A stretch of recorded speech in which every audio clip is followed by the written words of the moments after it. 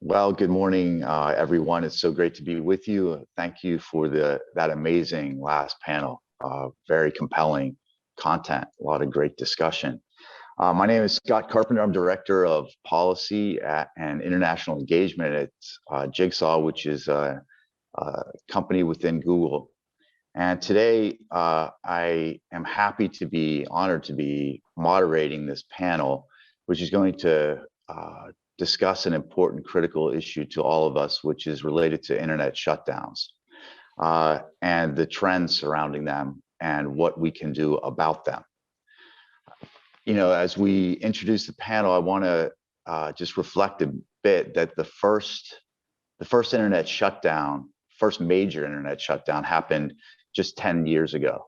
And it was in Egypt, and at that time, it shocked the world. It was a near total shutdown, which meant that something like 93% of the population that was connected to the internet lost connection. It was a desperate move at the time by a desperate government.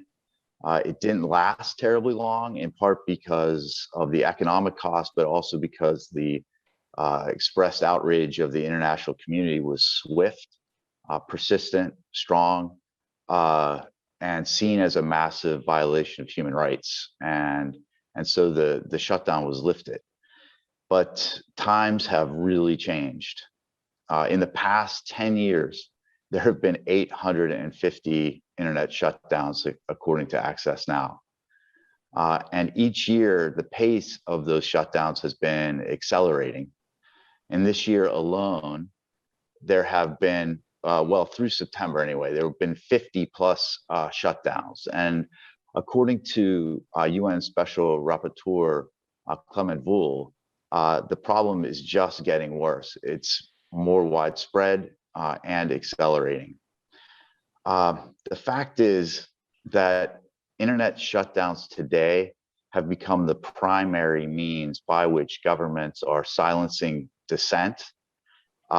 It's the primary way that they're controlling their populations, and they're often doing it in the dark and no longer with the expressed ire of the international community. They're also growing much more sophisticated, which is something we're going to be talking a bit about.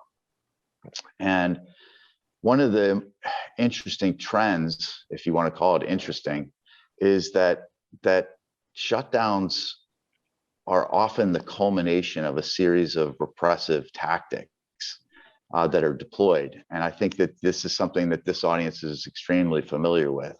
Government will typically begin to put pressure on journalists. Then you'll see the suspension of specific outlets. What follows is perhaps pressure on mobile carriers, maybe SMS being banned. And then ultimately there's a complete blackout or a type of attack that we're going to talk about called throttling. But one of the most distressing trends related to internet shutdowns is how governments are using them not only to silence dissent, but to silence people permanently. That they are often used as a smokescreen for governments to take care of the dirty work that they feel is necessary to protect their regime. Amnesty International documented one such incident in Iran when during a particular blackout, there were about 220 people who were silenced. The shutdowns in Myanmar are another example where targeted violence under the cover of an internet shutdown took place, where news can't get out. And more recently, we've been hearing stories like this in relationship to the Sudan internet shutdown. At Jigsaw, we're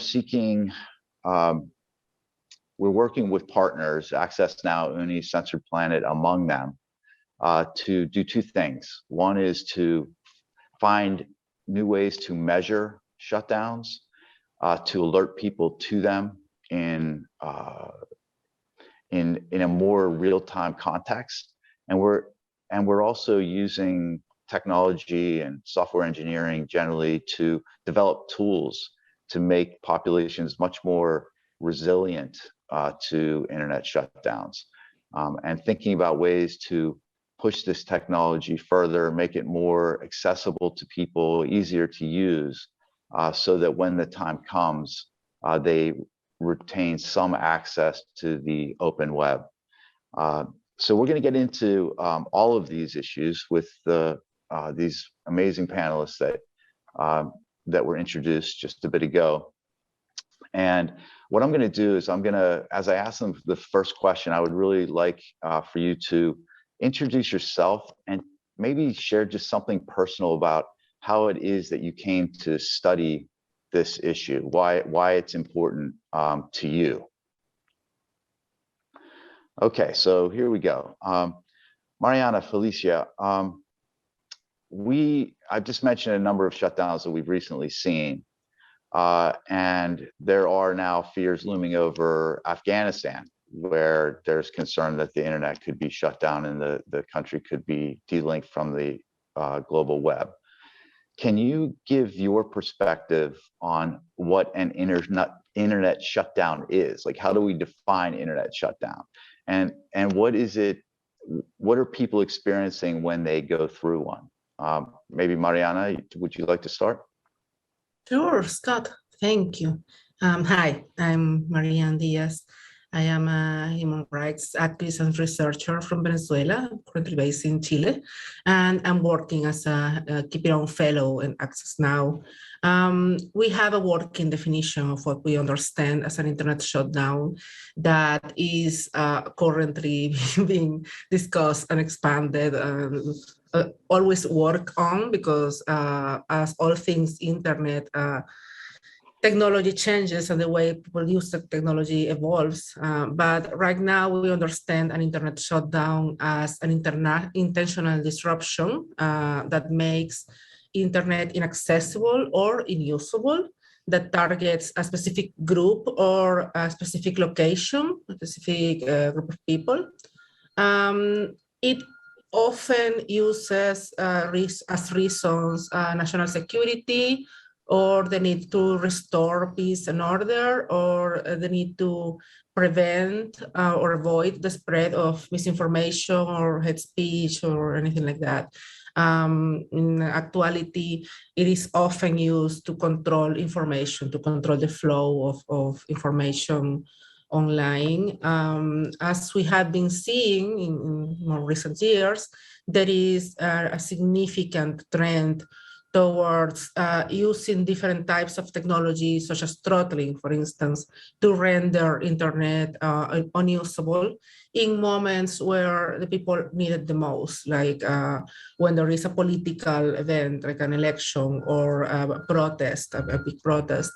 And this aims to control the ways in which people can communicate, get information, organize themselves. And this is the main reason why we consider this to be a human rights violation. And would you like to add anything about how it is that you came to study this? Why are you so personally interested? Sure thing. I started as a digital rights activist. I was a human rights activist from the moment I graduated law school, but I started working, or more precisely volunteering as a digital rights activist in 2010, which seems like a life ago, when the Venezuelan government, because as I said, I'm from Venezuela, that was when the Venezuelan government started censoring websites. They started censoring news sites. And the first steps towards what was starting to become the major control system that we have over the internet now in the country. And by 2013, there was an event that we wouldn't consider to be technically a shutdown right now, which is why we're revising the definition. And there was an election day, and the internet was shut down for about 20 to 30 minutes in the entire country, when the data from the election was being transmitted, because we have an electronic system of voting.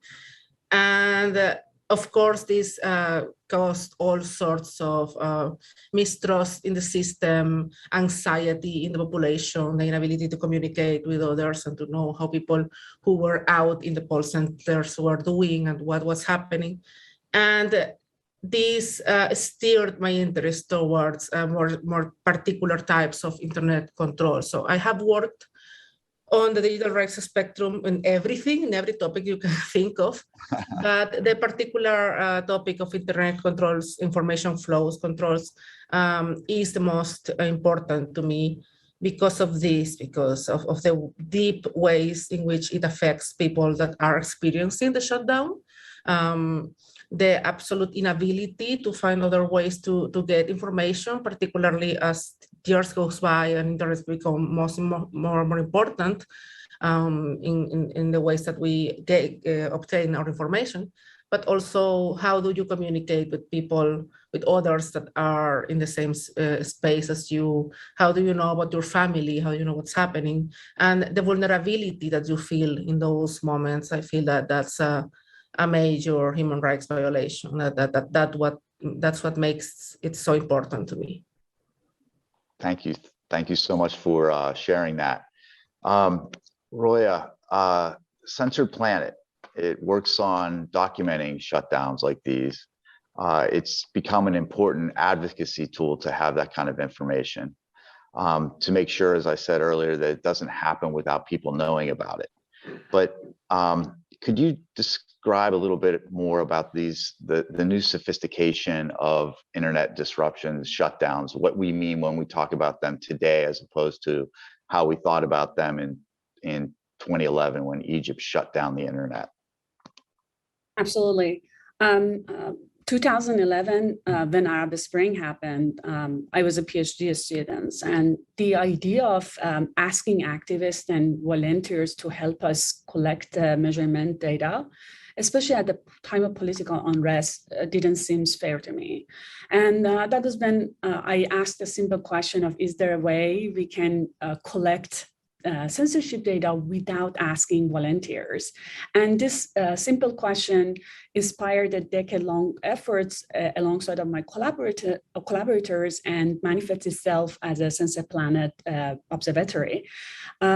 Basically, we used a concept called remote measurement techniques to be able to continuously and globally track censorship.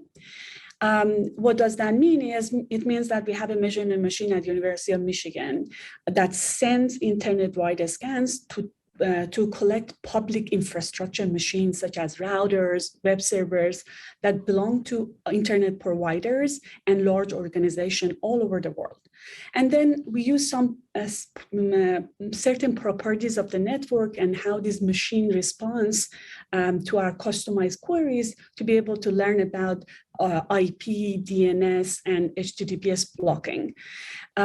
This remote measurement have given us a huge advantage, not only to be able to continuously measure and collect data, but also a rapid response capability to quickly run censorship measurements on demand in response to a world events. And in the past years, when some high-profile government abuses, such as Kazakhstan, man-in-the-middling, HTTPS encryption, like basically putting themselves in a position of unencrypting users' traffics of a whole like region, or when Russia's throttling of Twitter happened, we could provide a lot of necessary details on how these techniques are implemented. Specifically, one of the things that we have seen, and I put it as an example, was Russia successfully using throttling or reducing down the speed to Twitter in order to pressure this company to remove contents from their servers. The technical implementation of that wasn't that much surprising because of the commoditization of the packet inspector or filtering boxes. The part that was surprising was the tactic that the Russian government used. Basically, after the ISPs deployed or internet providers deployed their throttling or reduced their service, Russia gave Twitter time till 2 months after, like May 15, either to remove the content or basically they would then go to outright blocking. And this tactic panicked Twitter, and they did end up removing contents without providing any transparency to their users, to us, to journalists. I mean, throttling is just one of this emerging censorship technique. Internet providers these days are truly equipped with cheap but sophisticated means to treat network traffics differently and reduce their speeds, or targetfully deal with those contents differently. And that means that censorship measurement or censorship observatories are a little bit in trouble, because measuring throttling or more sophisticated technique is very tricky, and also it's very hard for the users to know that is because of the government's doing, and more importantly, we can hardly be able to continuously collect the data. Thank you. Yeah, what's just for those of you who haven't experienced throttling and how you might experience it is that you're just trying to use Twitter, and it's just a very slow, it's a kind of frustrating experience. And so you blame the company, you don't blame the government. Like Twitter is for some reason not working, and you don't know why. You're just irritated that it won't work for you. And you blame the company rather than the government who's messing with the traffic. Hanna, in terms of emerging trends for how shutdowns are impacting social media sites and others, are there things that you would highlight? Yes, of course. At the Internet Society, we strive towards an internet that's globally connected, open, secure, and trustworthy. And we are seeing a lot of trends that produce threats to this model of the internet as we know. That's why we started looking at the measuring the health of the internet in general. And one of the key aspects we found that we needed to measure and look at is internet shutdowns and artificial internet limitations in general.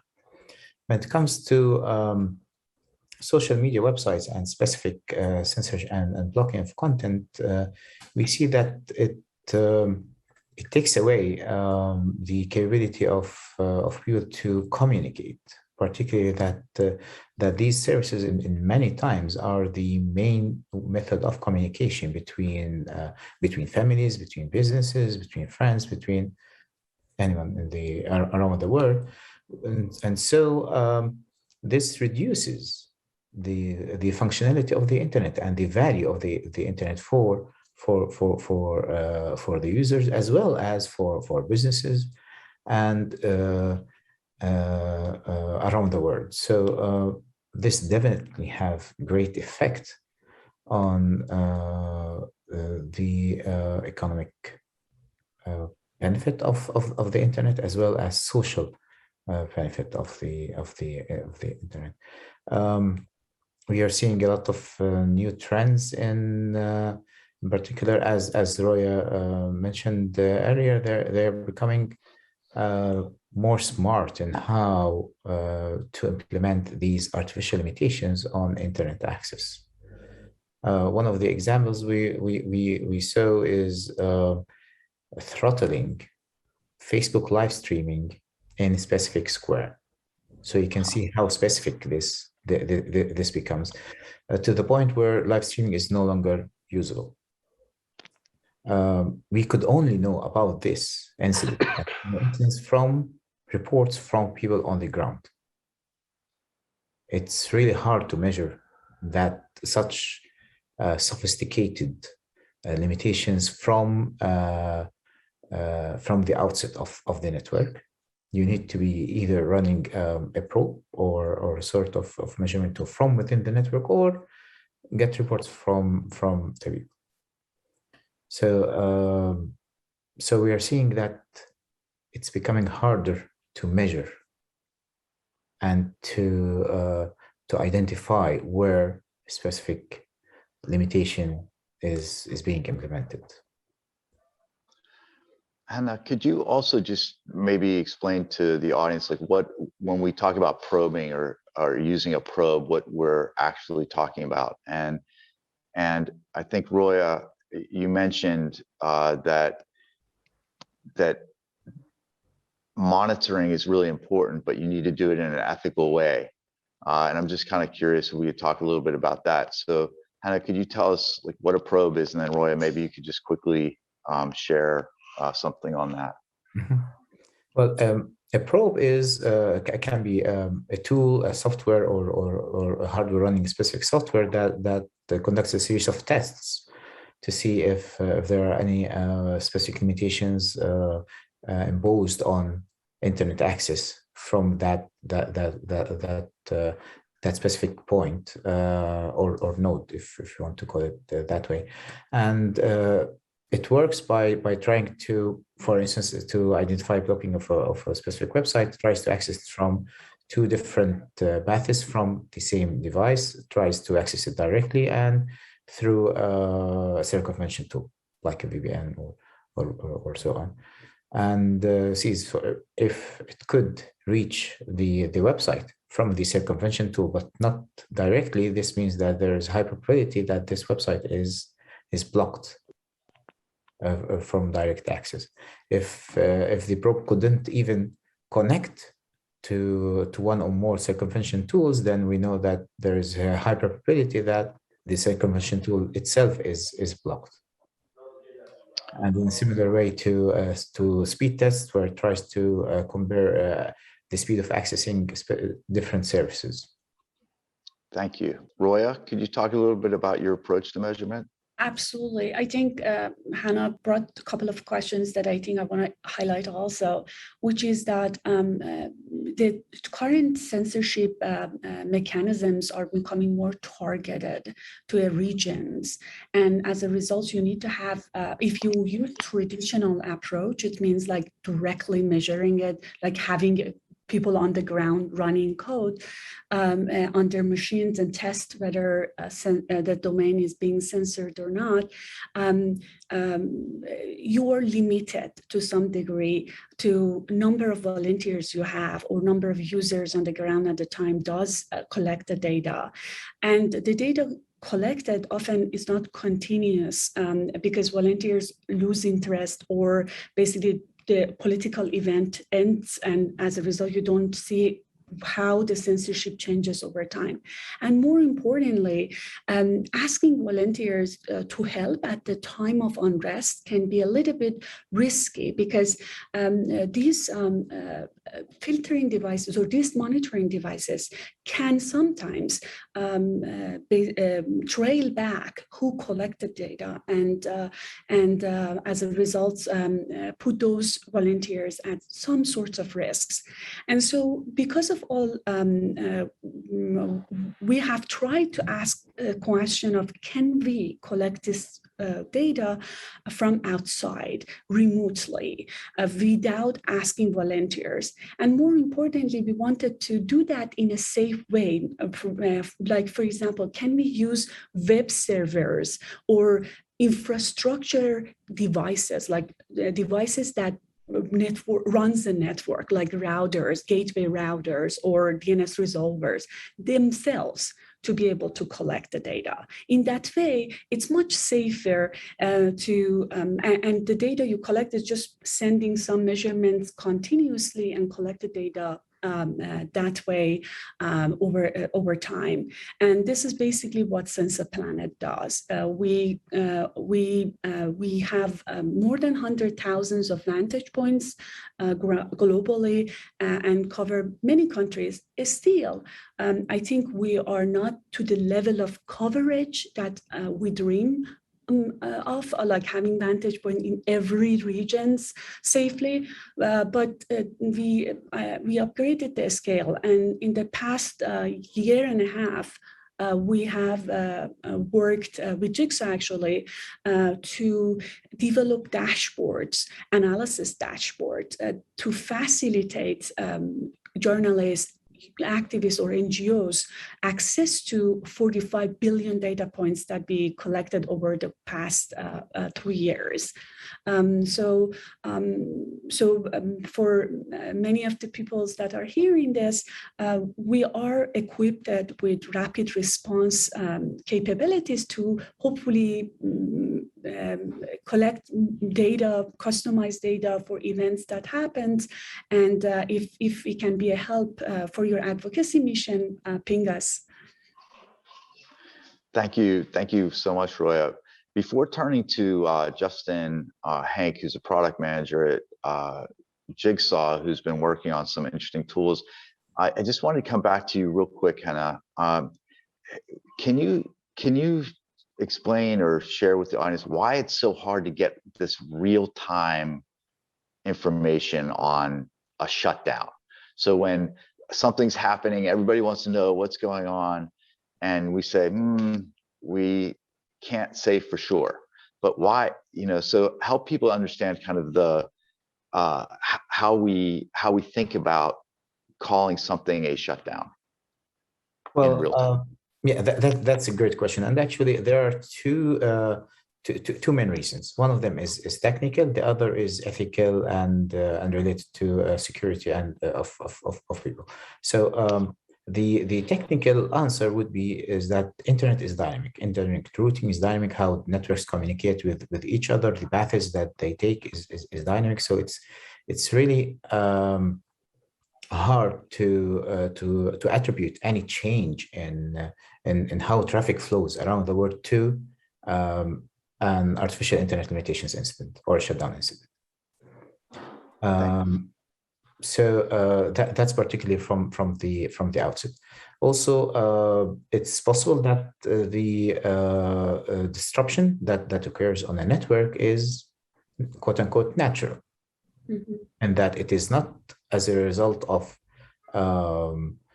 government blocking access to specific websites or cutting off internet access. It may be as a result of an accident, of a cable cut, or whatever it may be. It may be as a result of electrical failure to the electrical grid.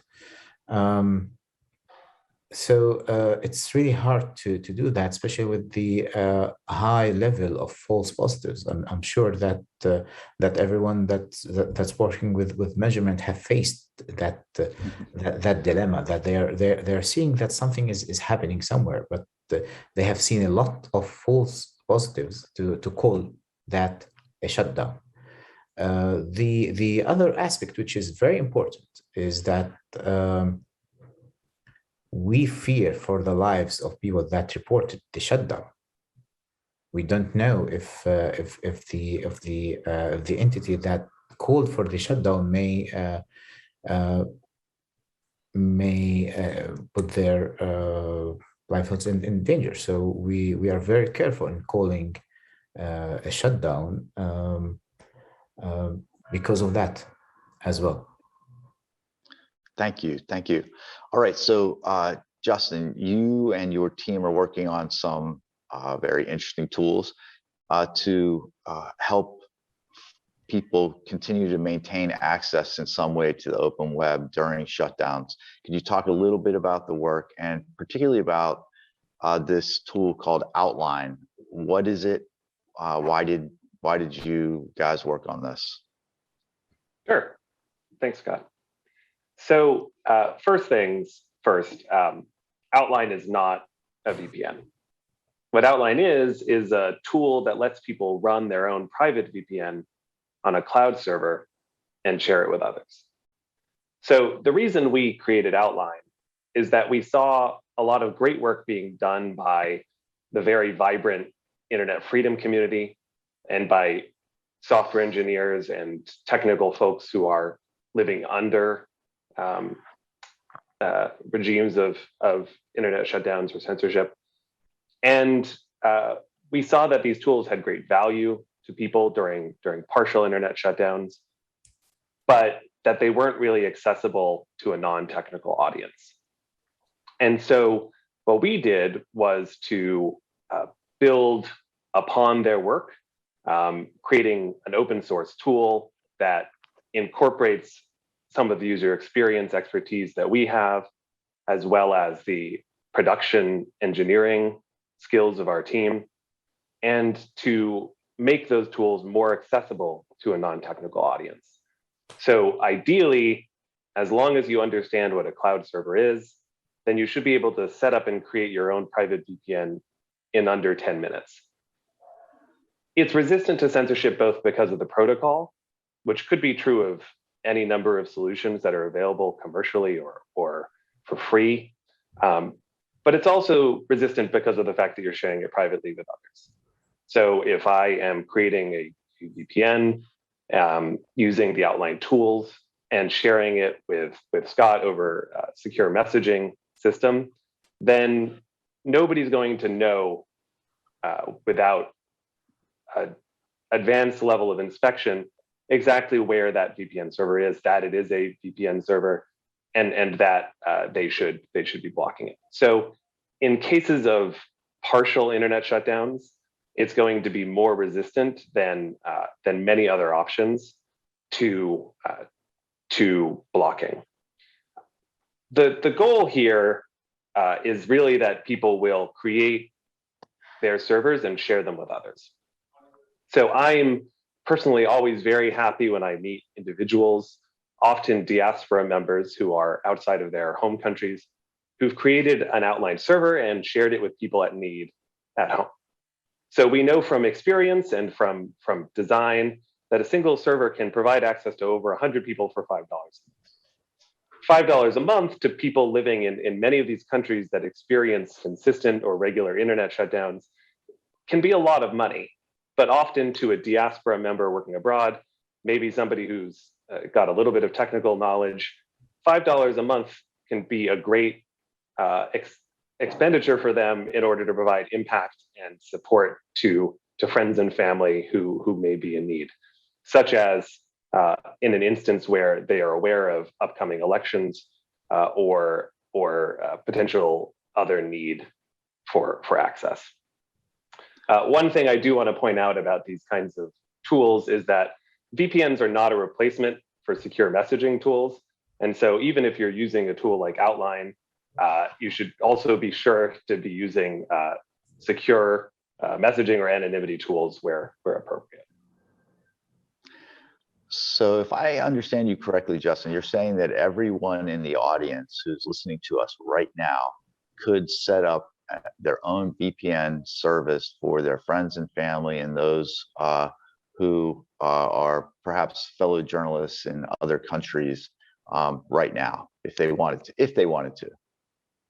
Yes, and if you are so inclined, please do. Excellent. And one other thing, Justin, really quickly, one of the questions we get all the time after an internet shutdown has happened is, what do we do now? And so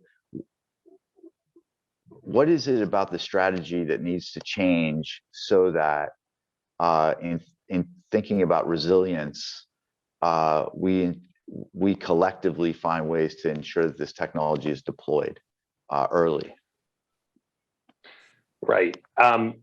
While an internet shutdown is underway, whether partial or full, there's really very little that you can do to respond to it, right? Because you're unlikely to be able to get the tools that you need to respond to the internet shutdown. So people need to be prepared with these tools in advance. I know that in certain contexts, people are, but in most places, I would say that people are not necessarily prepared with their VPN server or with their circumvention tool or with their foreign SIM card before the event of the internet shutdown. And so I would really encourage everyone to be anticipating these events and preparing for them, and of course hoping that they don't occur, but that they shouldn't be considered different from any other foreseeable but undesirable negative outcome in the world. Felicia, we have a question from the audience. I think that you're best positioned to answer. It comes from one of the TRF's senior program managers at Trust Law, which is the foundation's pro bono legal service. They say monitoring shutdowns to mobilize international response is definitely useful. We have seen that litigation, but we've seen that litigation is also a rather effective way to stop internet shutdowns. Could you talk a little bit about your work and how you assess this assertion? Yes, of course. Thank you very much, Scott. And before I forget, what brought me into this space? I love answering that question. I didn't think I'll be doing digital rights advocacy, but then I found myself advocating for freedom of expression broadly. And then in 2017, when the government of Cameroon shut down the internet in the Anglophone regions, I thought it was just going to be 2 days of a shutdown. We issued a statement condemning the act and asking the government to restore it. But little did I know that it was going to last 93 days. And so I got very passionate and continuously ran several types of campaigns to bring awareness to the shutdown. And I think that is when I fell in love with this work, because I realized how important it is for people to have access to the internet and, of course, to fight against such repressive acts. And I'm very excited that I'm actually doing that now under the Keep It On campaign with all great partners like all of you on this panel. And I think that it is an important campaign that we are all running, and we hope that governments would continue to listen to our calls. All right. Yes, we do hope that we bring an end to shutdowns. Unfortunately, it doesn't happen. Governments would impose internet shutdowns, and as Marianne said, they try to justify them using different reasons. But of course, internet shutdowns will violate human rights.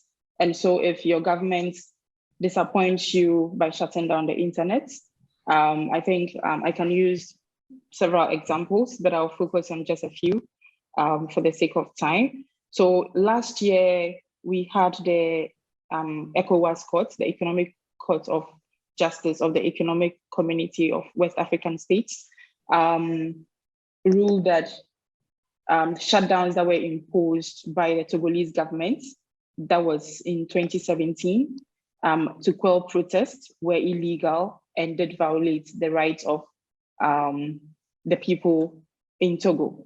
And this is a very important precedent. The same year we had a similar ruling by the Jakarta courts in Indonesia, also condemning the use of internet shutdowns in the country. And so I think these precedents are very important. Recently, we've seen civil society take the government, in Zambia, take the government to courts, and the courts ruled that the internet access should be restored. That was in August 2021. Sudan is again going through another internet shutdown, as was the case in 2019. And we have seen how civil society, individuals and groups in the country have again challenged the shutdown order in courts. unfortunately, the military has refused to restore access. And I think this is very concerning because we believe that the law is there, the judiciary is there to protect us from such repressive acts. And here is the case that the authorities are clearly disregarding the ruling by the courts. But I think this shouldn't dissuade civil society. Litigation is very important. It's a way for us to let governments know that we will go all the way to the end to fight internet shutdowns. And so the national courts may disappoint you, but in this case, it is the same. It is the authorities in Sudan that are disappointing its people. But you can resort to using regional courts where possible or where feasible to challenge shutdown orders that happen in your country, as was the case in Togo. And I think it's also important to note that the civil society groups, both local and international, are challenging the Twitter blocking in Nigeria, and it's also before the ECOWAS courts. And we hope that this would also be another precedent to show that the fight against internet shutdowns, it's a global issue, and we need the support of everyone, including the judiciary, to be able to push back against these acts of repression. Thanks so much, Felicia. Marianne, we have a number of elections coming up, and I was wondering if you could kind of reflect on why elections are such a vulnerable time, what we can do to encourage people to be vigilant. How does Access Now work in the space related to elections? Yes, thank you. We do highlight every year a number of elections that we consider to be in high risk of shutdowns, and we make this call based on different sign signals and the country's history. This year we are already, it's almost finished the year. I cannot believe really when I say that, but that means that we only have 2 elections left on that list this year, and we are already, of course, preparing for next year. But in November and December we'll have elections in Gambia and Libya, and in the list of the elections that already took place in the year, we had already countries that either shut down the internet or implemented some way of internet control through disruption of the traffic. We saw Uganda, Congo, Russia, Zambia, Niger, other countries in this list disrupting the internet in elections. And this is, as I was saying earlier, because elections are a pivotal moment in a country's political life. And more often than not, these are countries, as are countries that implement internet shutdowns, are countries with imperfect democracies or non-democracies at all, which of course extends to the life of the internet and the people who make life in the internet. And this means that as countries that are closing down freedoms, they try to close also on the internet, to close the internet to the free flow of information. And we'll see that when these elections are very contentious, whether they are actually elections and not only a theater, then the people require the ways to mobilize, to document possible abuses, to spread that information, to spread awareness towards what's happening. And these are countries, more often than not, the countries that are not always in the first page of, I was going to say the newspapers, but I'm going to say the websites now. So the more reason why we as a movement need to bring attention and shed light to what was happening there, because otherwise these people that are having a hard time communicating and spreading and documenting and getting that information out of possible human rights abuses and possible electoral abuses, and that do not have the first page, as I was saying. No? So we need to shed light onto that. And what we do is that we try to identify beforehand possible risks of shutdowns. Of course, this isn't perfect, and shutdowns happen without us being able to somehow see the future in our crystal ball. But as often as possible, we try to identify this beforehand and to prepare, which means getting people trained to use circumvention tools, getting people the tools and the knowledge to be able to also document as much as possible, with as much technical detail as possible about the shutdown, because this allows us to do the advocacy work that we do, the campaigning, the writing about what happens and what's happening and what has happened, and advocating and fighting and asking both the government involved, but also other governments in the region and in the world, and international organizations and local organizations, to put pressure on this government to stop what they're doing, to not repeat previous acts of censorship. And this is, as I was saying, a work that happens before the election, during the election, and after the election, with civil society groups that are involved in the country, so that we know how to navigate the context, because that's also our main goal, to not endanger people that are in the field while we are doing this. And that can be oftentimes very delicate. So it's something that we try to tread very lightly about, and to be very careful about that work that we do. Thank you so much. We have another question in from the audience, probably best directed, or I don't know, best directed, but probably to you, Justin, but anybody else, feel free to answer. In the short term, what are the practical tips journalists and CSOs can put into practice to mitigate the impact of internet shutdowns? And to our previous question, mostly during elections. Thoughts? Sure. Well, as I mentioned before, I think the first thing is to make sure that you have prepared in advance. One thing I would certainly recommend is to have a working censorship or shutdown resistant VPN available to you. So Outline is one option, but there are of course others too, and I would really recommend having more than one. And I would also consider making sure that you have secure messaging or anonymity tools available to you, such as Signal or Tor.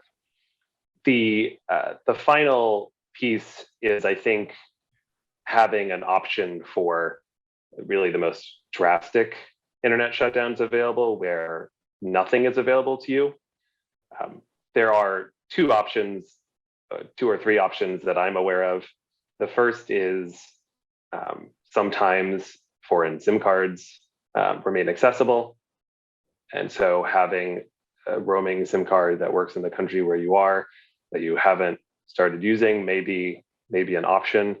And then of course, even if those don't work, you may be able to use very old technology, a landline modem, to connect to another country, or satellite communications, although those, of course, can be very, very expensive. So unfortunately, if you're working in an environment where there is a risk of a shutdown, you need to have a lot of tools prepared for you in order to really know that you're going to be able to get the data out. And even then, you may not succeed. Thanks. Hanna, do you have anything you'd like to add to Justin's answer? Well, yes, the three methods Justin mentioned are truly the three main. I would just add one more, which is to utilize the spillover effect of spectrum across countries. So if someone was closer to the borders, they can connect to neighboring country mobile data network, for instance, using that spillover effect. But all these solutions are very expensive, very limited in terms of performance, And as Justin said, they can be the last resort. And even sometimes, even when such solutions exist, it's not easy to keep them running because of the cost and so on. So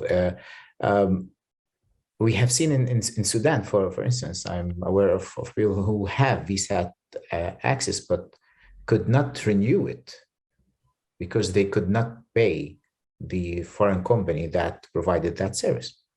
So it is very complicated, and I would say very limited to the use of embassies, big media outlets, and such people who have that ability to traverse the local network to connect to the internet globally. Yeah. Thank you. Real quickly, we have another question from the audience. I love this, that the audience is really engaged. There's a question around what are the economic and social risks for citizens who are not digitally literate? Does anyone want to take a stab at that? Perhaps Felicia, would you like to talk about that?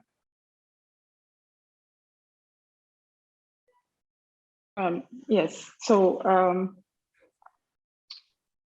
there are several risks that I think Roya, Justin, and Hanna have already mentioned. But I think one thing that we prioritize under the Keep It On campaign is that we advise users against downloading any VPN, for instance, they see online and start using it. It's important for you to at least have a digital security expert recommend a VPN or a circumvention tool for you to go ahead and use it, because I think that in the heat of you trying to get back online, you just go for whatever you can access on the internet. But as Justin said, and as we've always said, it's important to plan ahead.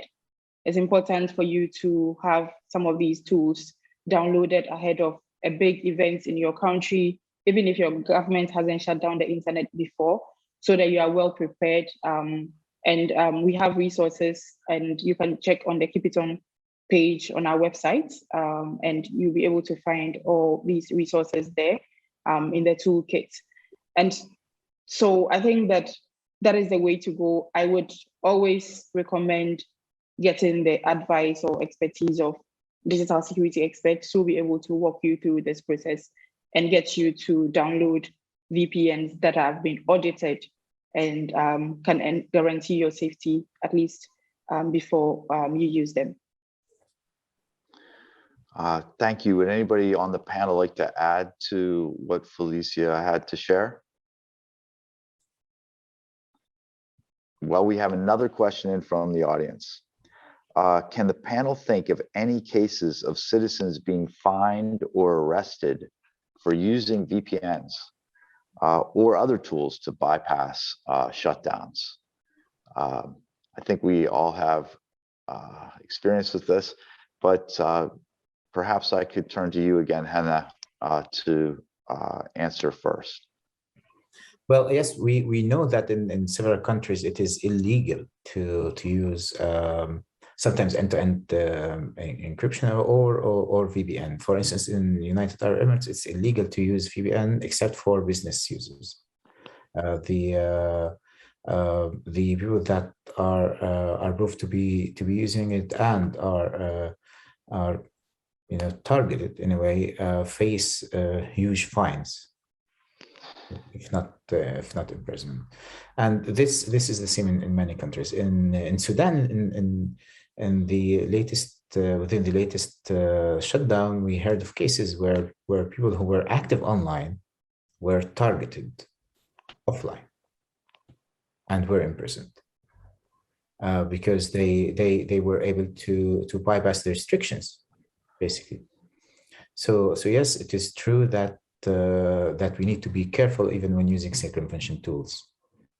we need always to, if we used circumvention tools, to add to what Felicia said, we should combine it with strong end-to-end encryption, which is something Justin mentioned, but also to be careful that this would not put us in risk. Using these tools would not put us in risk. Yeah, Justin, can I ask you to comment as well on this? Yes, I mean, I completely agree with everything that Hanna said. People need to be aware of their local context, and I certainly don't want anyone to be taking unnecessary risks for themselves.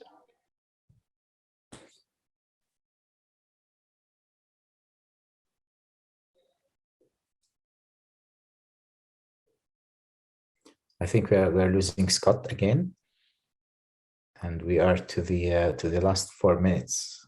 Oh, Scott, welcome back. Sorry about this. I missed the final bit of Justin's answer, but I'm sure it was brilliant. So we only have a few minutes left here, and there is another question that has come in. So let me just share it. Are there checks and balances that could be proposed for how the internet is implemented to ensure shutdowns don't adversely affect human rights? I guess this is an advocacy question. Like, what more can we be doing in this space, given that we don't have a good technical solution for internet shutdowns? What more can be done in the advocacy space? What types of policies is the community advocating for? So let's see, who would like to take this? Maybe I'll start with, yes, go ahead. If I may, yes, the way the question is posed is a bit of a trap, because there is no way internet shutdowns are not going to affect human rights. All internet shutdowns are human rights violations. That's not a possibility. So what we do have in terms of how we handle internet restrictions or any other form of censorship to the internet legally is that we already have a test, a human rights test, towards what can be done when restricting freedom of speech, freedom of expression. And this is that any restriction to freedom of speech needs to be necessary and proportionate. And that means that most of the acts of censorship that governments commit, that we are not talking about shutdowns in this moment, we're talking about censoring a website, for instance, are often not compliant with these standards, because if you censor an entire website, if you want to restrict a post in Reddit, let's say, and then you block reddit.com, that's not proportionate. And this is what often happens. And not because it's technically impossible or anything, because governments and lawmakers and policymakers and people in power often do not understand how anything of this works. But I do want to emphasize once again that there is no policy or advocacy way to make internet shutdowns compliant with human rights standards. That's not a thing. All internet shutdowns are, by definition, disproportionate, and they cannot ever be proportionate because they are shutdowns. It's an excellent point. Felicia, could you add a little bit to that answer from the Access Now point of view? Yes, of course, I agree with everything Marianne said, and internet shutdowns cannot be justified.